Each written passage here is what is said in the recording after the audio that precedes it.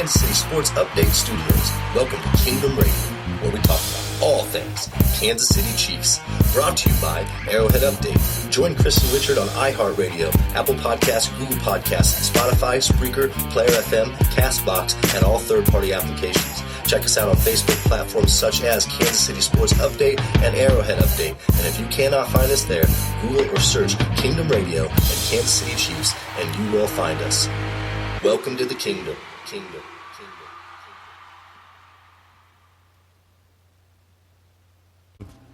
How are we doing, Chiefs Kingdom? This is Richard Smith from Kingdom Radio, along with my co-host and senior NFL analyst, Chris Chavez. And hey, Kansas City took care of business today, Arrowhead, 26-23 on what I would say a career day by Harrison Butker. Chris, how are we doing this evening? What do you think of this game? I am stoked. I'm feeling fantastic. I'm on cloud 9. I'm running out of descriptions, but I'm way up there. I'm feeling fantastic. It was a nail-biter for sure. Went down to the very last second. Like I said, Harrison Butker had a career day, 4 for 4 with field goals, especially with some of that crosswind that he was, that he was facing. Great day. So we're going to jump right into this. We're going to start off here on the very first drive.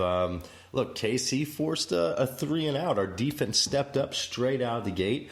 And look, we came out swinging. I really felt like we kept the pace from the last 2 weeks. And put the ball back in put the ball in Kansas City's hands. And hey, look, what better happened than, a 50-yard touchdown pass to Tyreek Hill to really start off this game with an incredible pass by Matt Moore. Hill laid out for this. He caught the ball on the 3-yard line and kind of, stumbled his way into the end zone. What did you think of our start here, Chris? I thought it was fantastic that we were able to get 2 3-and-outs out of Minnesota. I was really surprised in their first drive that they didn't have or attempt any run plays. There was all 3 passes. And then their second one was another 3-and-out. And with our second drive, we finally put it into the end zone. And that was a really great drive, 7 plays, 67 yards. Yeah, it's really like the Chiefs were picking up where they left off from last week. The Vikings came right back and scored. But before we really get into that I'm telling you what, Hill is incredible. That Tyreek Hill has not let off the accelerator since he became a Kansas City Chief. And in my mind, possibly be one of the most impressive Chiefs to ever put on a uniform. And I know that speaks, loudly, but I mean, holy cow, look what this kid is doing week in and week out. Today was no different by any means. And, that catch was just the tip of the iceberg for the rest of the game for Tyreek Hill. Yeah, absolutely. And ironically, I'm actually watching that touchdown right now on the halftime report. It was just a beautiful throw from Matt Moore, right where only he could catch it, and he laid out for it and then just rolled into the end zone. It was fantastic, a beautiful play. Once the ball left Matt Moore's hands, it almost looked like it would have been a throw that Patrick Mahomes would have made. It looked beautiful. There's a few throws by Matt Moore that were Patrick Mahomes-esque tonight. And also, look, Matt Moore was stepping up into the pocket like a veteran quarterback, absorbing hits, not being scared of the blitz or the rush. He looked really posed for a quarterback with, just his second start in, 2 seasons. Hats off to Matt Moore as well. This is an all-around great victory. But look, it was 7-0. The Vikings come back.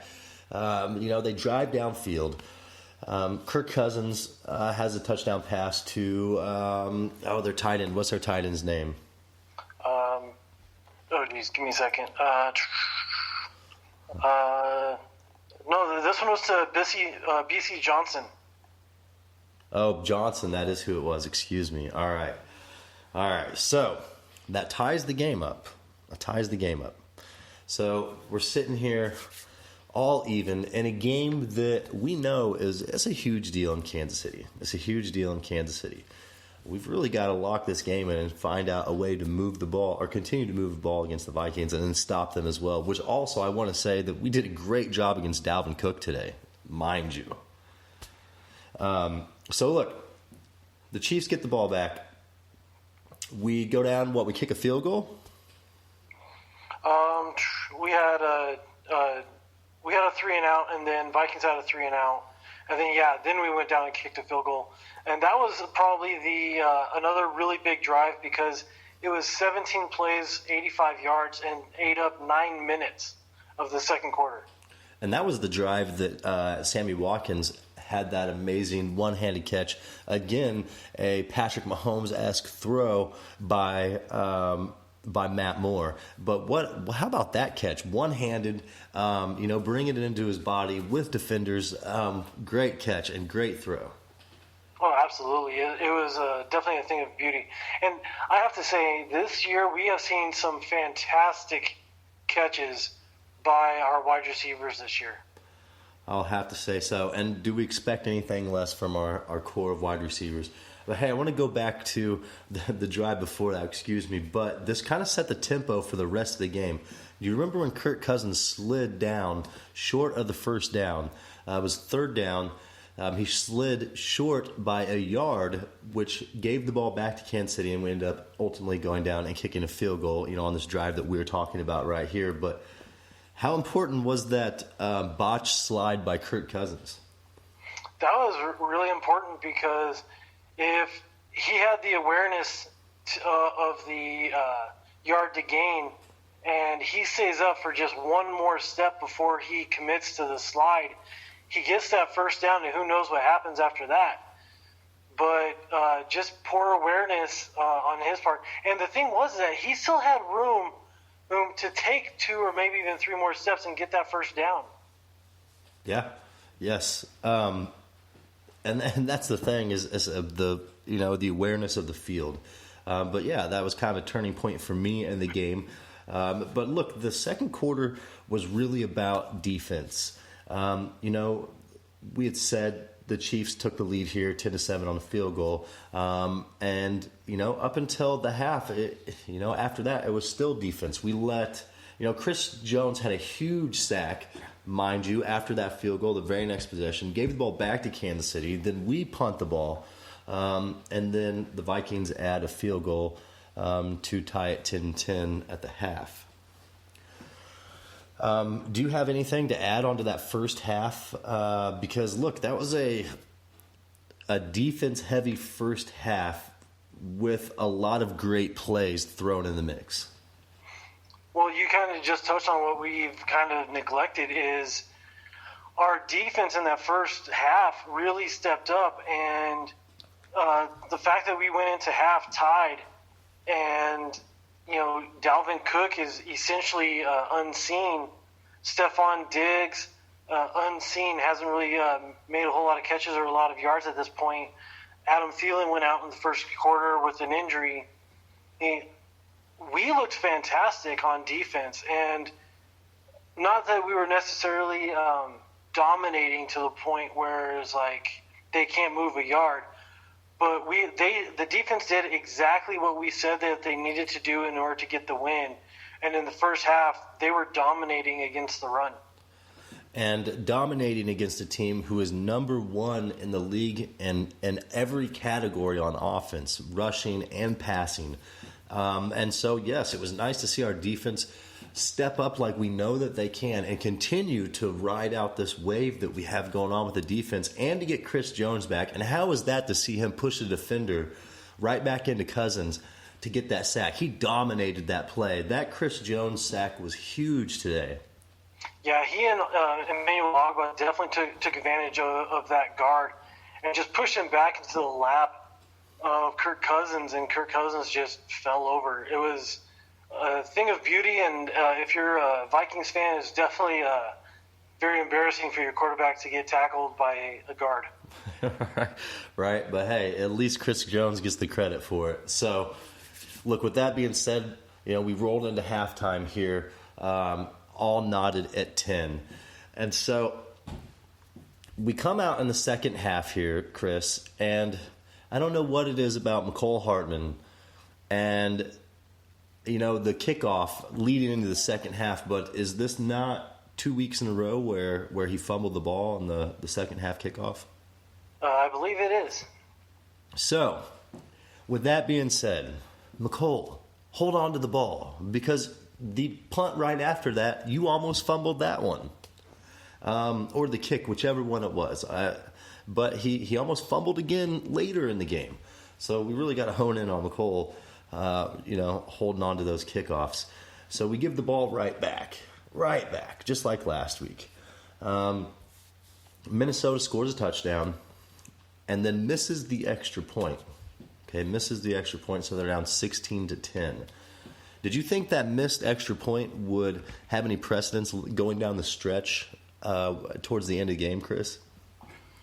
I think it potentially could have, and we'll get to this later on. But at that moment in time, it was definitely a huge swing into our favor, because if and when we get another touchdown and we make the extra point, we've got the lead. And then that's going to put the pressure on Minnesota to then make up that 1 point. Potentially, if they had scored another touchdown, and they would have to go to 2 or go for 2 in order to tie it up, assuming that we had a second touchdown as well. Right. And like you said, we'll get into that a little bit later here in the program. Now, Kansas City was quiet on offense, there to start the second half, until one huge play. One play by a player that I did not expect this from, who I didn't think had home run quality, but essentially who tied Jamaal Charles' record for the longest run in Chiefs history, as or longest touchdown in Chiefs history, as well as the longest touchdown run for the season in the NFL. And that was the 91-yard touchdown by Williams to give Kansas City the lead back, which I personally, that was also a turning point in the game. And look, when it looked like momentum was being taken away from Kansas City, one run put us right back in there and gave us the lead. Yeah, and it was a great run. Our offensive line absolutely cleared a hole big enough that you could drive a cruise liner through. Yes. And then when he gets into the secondary, he just gives a little head fake to the safety, and the safety looks like he's on skates and on ice, and he just biffs it. And then it was just off to the races, and then Cheetah comes in, gives him a little pinch on the backside, and get all the way in. Hey, that was great seeing Cheetah, run up from behind with all his speed and essentially walk into the end zone before Williams. And so, yes, we go up 17-16. This is a huge turn in the game, bring the momentum back Kansas City's way. Our defense steps up again, and I believe it was a 3-and-out, give the ball right back to Kansas City. And this is kind of leading up to Hill's second amazing catch of the game, which was a 50-yard pass from Matt Moore. Tell us a little bit about that catch. It just seemed like Hill was in good position. He battled for it. Moore stepped up in the pocket, took a big hit and delivered a dime. Huh? Yeah, no, it was a great catch. And he just found his way in front of his defender and was able to shield him out and make a fantastic catch. And that, put us back in scoring position. And that's those big plays from Matt Moore that nobody thought was going to come. When you think about Matt Moore being under the center, I didn't think of him taking these huge shots downfield the way he did, and ultimately, putting us in position not only to win this game, but last week's game as well. So after that, after Hill's reception, the drive stalls. And that's when Harrison Butker comes in with the second kick and then puts us up even more, 20-16. And then we head into the fourth quarter. So 3 quarters down, we're up 20-16 on a 2-loss team that essentially looks better than Green Bay. Mind you, Green Bay didn't look that great today, but it felt good going into the fourth quarter leading this game. And I did feel great about the way the fourth quarter was going to play out. But at the same time, it had been such a back and forth game, you really never know. So where was your confidence level at here going into the fourth quarter with Matt Moore, under center, and Butker having such a great day that he's been having? We were in the game, and that's really all that mattered. Is we weren't getting blown out, and we were in it. I can't say that I felt confident enough that we were going to own it and come back and win, but I was just ecstatic that we were in the position that we were in to be competitive and potentially eke out a win. And hey, this is the positions that we want to be in with a backup quarterback, leading into the fourth quarter, giving us a shot, not having to come back. And here's the thing: is say he makes that extra point. Okay, so in the fourth quarter, the very first drive, say they made the extra point and it was 20-17 at this point. What happens in the fourth quarter? Dalvin Cook kind of, puts a spark underneath his butt and gets things going and takes Minnesota right downfield, and then Cousins to, Mason Rudolph for a TD in the back of the end zone, and it puts Minnesota up 23-20. But if you add on that extra point that they missed, they're up 4, which makes it a completely different ball game. And that's kind of why I asked earlier is how much significance in this game how much did it matter that he missed that extra point? Yeah, exactly. And that was the thing is that if they make that point, then they're up by 4, and that puts more pressure on us because then we can't settle for a field goal. We have to get a touchdown. Right. Yes. And so, it really put us at a point to where it made the fourth quarter more manageable. I feel like we had more control of the clock and our scheme and what we needed to do, only being down, by 3. So again, great defense in the fourth quarter by both teams, really. Obviously Kansas City came up better on that end, at the end of the game, winning 26-23.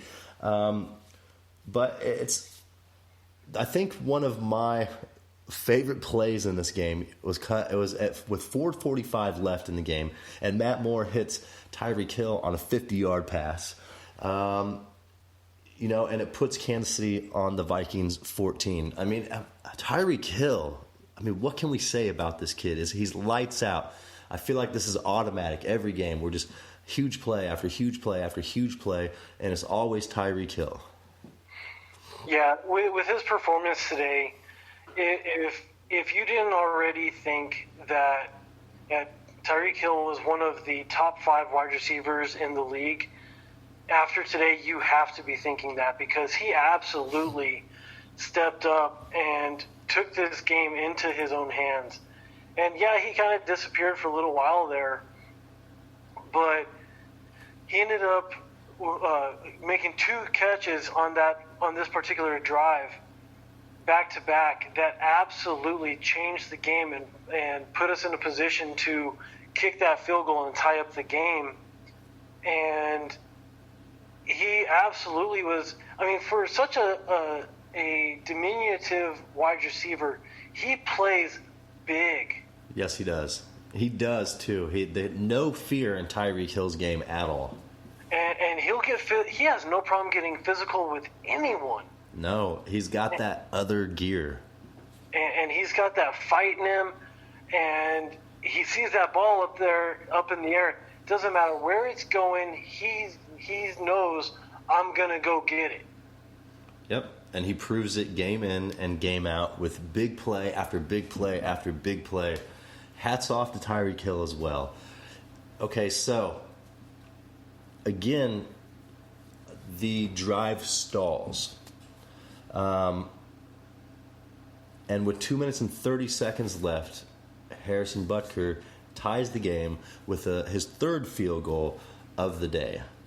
So here we are with 2 minutes and 30 seconds left.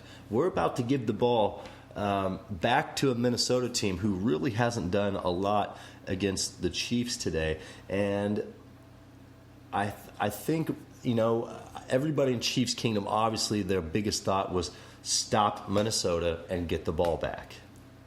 So how impressive was it that look, there's 2 minutes and 30 seconds left.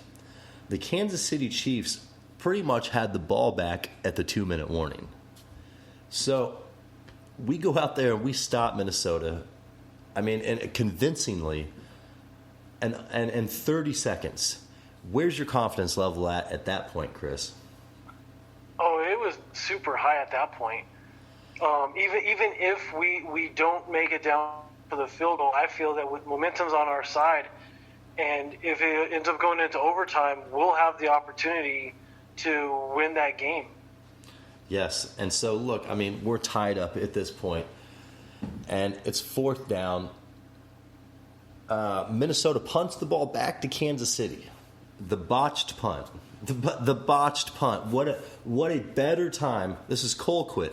What a better time for Colquitt to botch a punt, for the Minnesota Vikings and put the Chiefs on our side of the field in Minnesota territory, which I think that the spot was I think that was a good spot for Minnesota. I think the ball was botched way worse than it was. We really should have been up on like the 30, 35-yard line.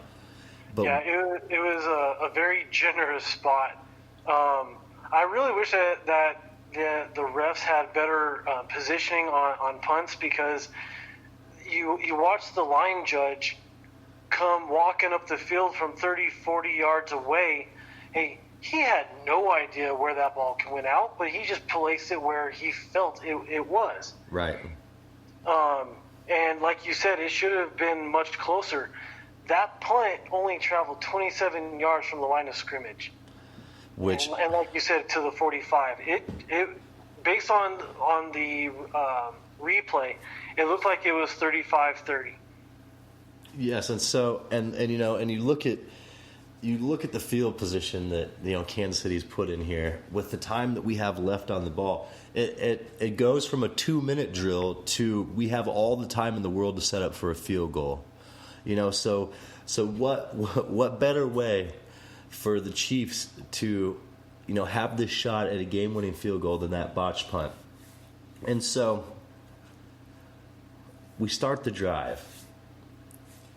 Immediately, we get pressure there. Minnesota gets pressure on Matt Moore. Matt Moore fumbles the ball in Chiefs territory, and Williams picks up the ball. Thank lucky stars he was standing there. I know they called it down, but that was a fumble. Williams was there to pick up the ball, but that put us back in Kansas City territory, and I believe we were, sitting at somewhere like a 2nd and 23. And then Moore, on the next play, finds Travis Kelce for an 18-yard catch with 53 seconds left while the clock continues to tick, and puts us in a manageable 3rd down and 4 scenario. So at this point, Chris, how are you feeling, after that fumbled play where Moore fumbled the ball the drive before, too, and fell on his own fumble? Two drives in a row, Moore puts the ball on the ground, and here we are at a 3rd and short with a game on the line. What were your thoughts? What would you have done if you were Andy Reid in this position? So unfortunately, I had a lot of time to stew at this point, because Minnesota called the timeout, and the announcers were talking about how Butker had his career long was 54, and if this kick at this point in time was going to be a 57-yarder. And as we had seen, the ball was acting really weird in that wind all day long. Right. And Butker had up until this point was 3 for 3 on field goals, 1 from 54. and then 2 extra points. It looked like he had the wind figured out, but from 57 yards, that's difficult. Right. Whether you've got the wind figured out or not. Yes, I mean, you got to put a lot of leg into a 57-yard field goal. And at that point, I had faith in Butker, but I really didn't want it to go that route. And so, look, we're sitting on a 3rd and 4 with 24 seconds left. And, we need just enough, I would probably say another 5 yards to really, put Butker in a great position to make a game-winning field goal. So, who do we go back to? Mr. Reliable, Tyreek Hill.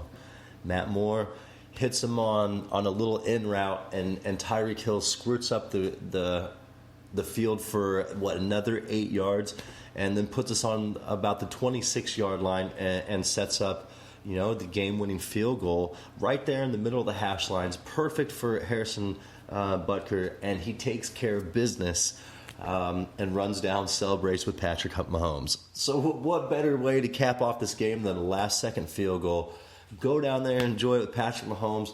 It was funny because Buckner was interviewed after the game and said when he ran down the field and saw Patrick Mahomes, he wanted to celebrate and jump into his arms. He's like, but I knew he was hurt, and I didn't want to hurt him anymore. So he said he refrained from celebrating with Patrick Mahomes and turned to somebody else and celebrated with him.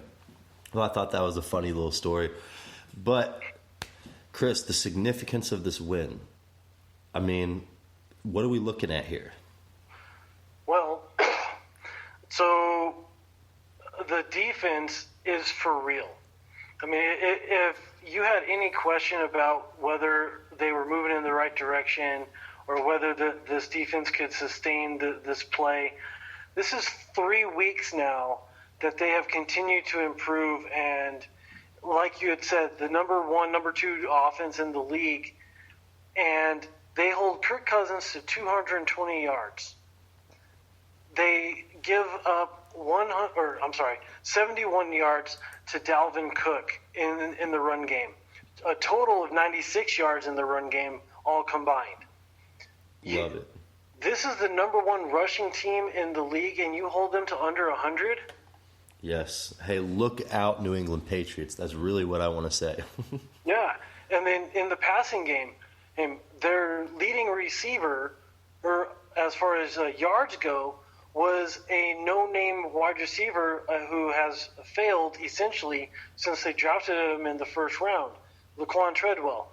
He had his biggest game of the entire season and doubled his season catches.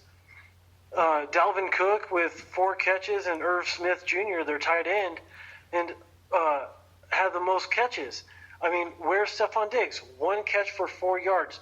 We absolutely shut down their passing game, and they had to use their underneath guys. I'm perfectly ecstatic with doing that. Was it an ugly game? Did they still put up points? Yeah. But you didn't let their weapons beat you. Right. And that's the biggest thing is week in and week out we are shutting down these big playmakers and we're putting ourselves in position to win. And I think that's the difference of earlier this season is all the pressure was on Patrick Mahomes. I think maybe the best thing that it could have happened for the Kansas City Chiefs is their defense being made to step up like they have been with Patrick Mahomes gone, because when he comes back, holy cow, this is going to be something else. This is going to be something else. So, Chris, let me ask you this. Game ball. Who's your game ball go-to? Can I just say everybody that played today? Because, I mean, everybody really did fantastic. And I know that we can't do that, but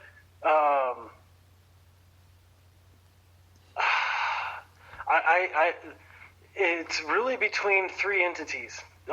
Cheetah, Butker, and essentially the defense. You know what? I'm going to go with Butker on this one. You almost have because to. He's 4 for 4 on field goals and the 2 extra points, and one of them was the game winner. I got to give it to him. I mean, the guy scored, like 65% of the Chiefs' points on this day today. It's hard to go against that vote. I can't argue with you. I'm going with Butker as well because he had a career day today. He deserves the game ball. And I think he deserves to, hold that throne of, hey, he kind of held the game in his hands today on multiple occasions and stepped up. He stepped up to the plate and delivered. Now, we didn't expect anything less from him, but it was really, really nice and clutch moments to see our kicker, put us in a position to essentially win the game with 3 seconds left, which he did. So, look, we are going back to the AFC this coming up week against the Titans. I think we have a really great shot of winning that game. We'll look for, we'll talk about that game here in the next episode, but this kind of is leading us back into the part of the schedule that really matters for the Kansas City Chiefs. Let's be honest. So, Matt Moore, you could argue that he could get a game ball. Tyreek, you could argue that he should get a game ball. Sammy Watkins with his huge catches, you could argue that. And even Travis Kelce having 7 receptions. I mean, really getting back in the mix. Damian Williams, with a 91-yard touchdown run. I mean, the list goes on. Chris Jones coming back with a sack. The way our defense stepped up all around. I mean, their game balls could go everywhere on this team. I'm proud of how we performed. And we're going to be one of the toughest teams going down the stretch. I don't think that the Patriots really have an idea what they have coming their way here in a handful of weeks with the Kansas City Chiefs. Yeah, the only thing that I'm hoping for is that Patrick Mahomes is learning from the sideline as far as how to manage the game. Because when Matt Moore is in, he's sustaining long drives, which is allowing the defense to rest and recover and be ready to come out for that next drive refreshed. And absolutely, Patrick Mahomes can throw an 80-yard bomb, and we can score every single time. But that's not going to help us out. Right. And he needs to be able to not necessarily look for his checkdowns, but look at his primary targets, which should be in under 10, maybe 15 yards, and not always looking for the home run ball every single time. And that's the thing, is that comes with experience, and especially being a kid coming off an MVP year where all he did was sling the ball around field and nobody knew, exactly what to do against Patrick Mahomes.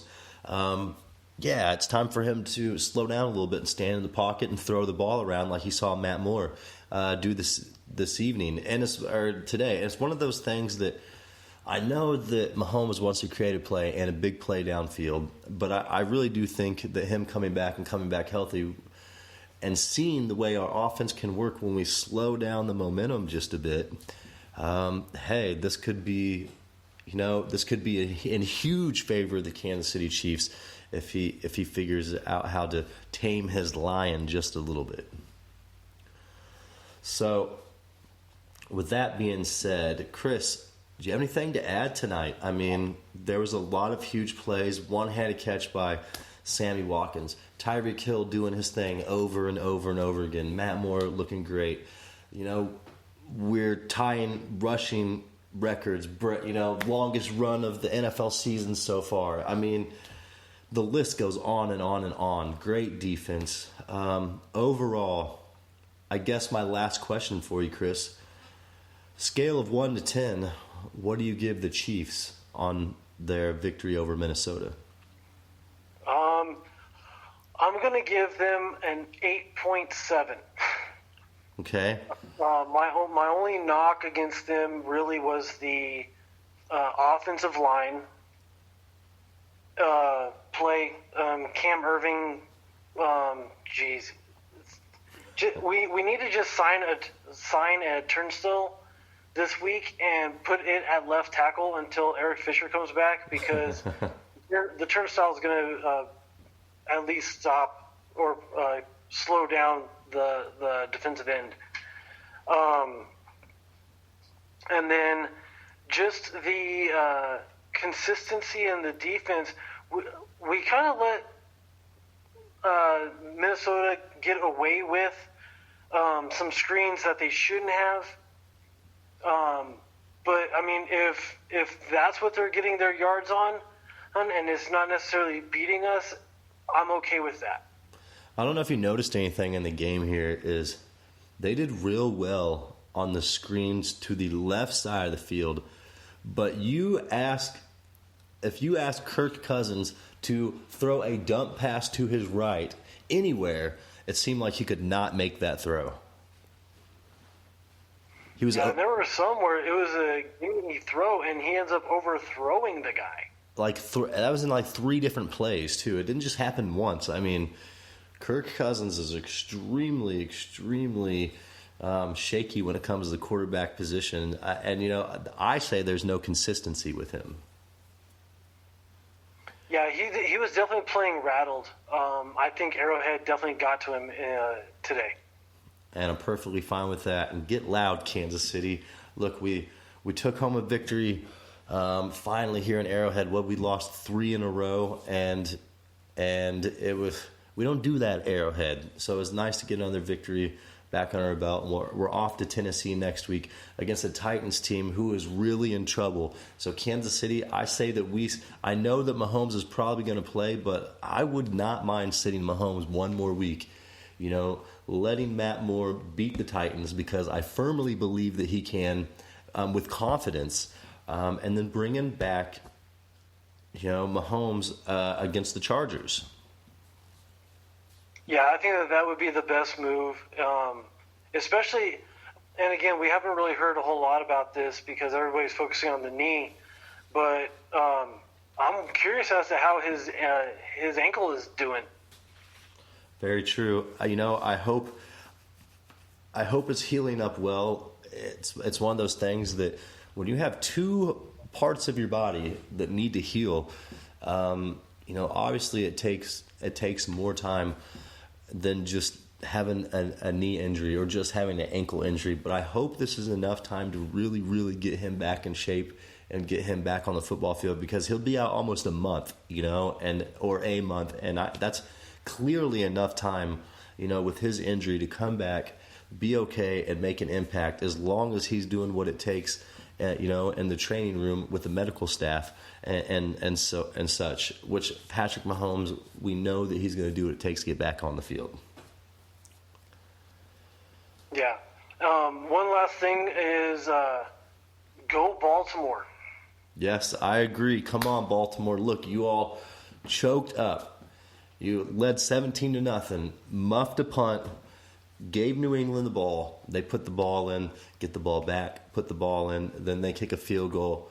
And look, what is it? What was it at the half, Chris? 17. At the half, it was 17 to 10. Was it 17-13? No, you're right. 17-13. 17-13, because unlike Bill Belichick, on the half-yard line, he elected to kick a field goal. So, with that being said, Kansas City, let's go Baltimore. We really, really want them to get this win over a Patriots team that looks overrated, in my opinion. They haven't played anybody this season, and we got them here in a handful of weeks, like we said earlier.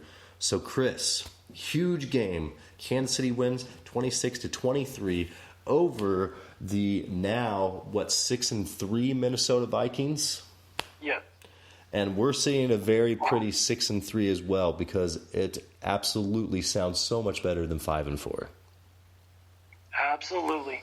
And if I am correct, I believe we now still have a 2-game lead in the AFC West. And it's looking real great for the Kansas City Chiefs down the stretch. We just keep that momentum up. I know the AFC West had a great day today all the way around. And, of course, in Kansas City, we hate to see any other AFC West team win. But, hey, we took an important win home today, Kansas City. Let it soak in. Let's get ready for next week, because we got to take it to the Titans as well. This is, a conference game. We need to get back in the swing of things before we play the Chargers. So, great win. Kansas City, hey, we're back in there. Patrick Mahomes will be back here soon, and we'll get back on this run to the Super Bowl. 6-3 never sounds so good. Kansas City, you have a wonderful evening.